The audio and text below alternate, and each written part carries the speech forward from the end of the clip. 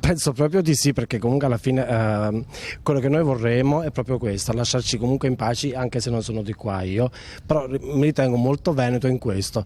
L'autonomia secondo me è una cosa che serve, ci renderebbe liberi, ecco. La pazienza è al limite? Direi di sì, anche se noi siamo di Bologna, però vi capiamo molto. Beh, insomma, dai, un po' di pazienza ci vuole. No, va bene, abbiamo pazienza ancora un pochino, quest'anno. Pazientiamo quest'anno e dopo basta.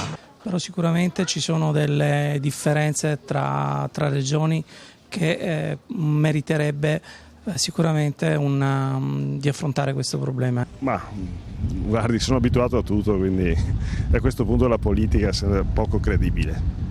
Ma siamo già arrivati a un punto strategico, magari, mi sembra.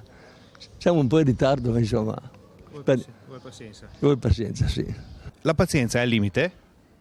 È al limite, credo, anche se ne capisco poco. E non arriva mai. La pazienza è al limite sull'autonomia? Sì, è al limite.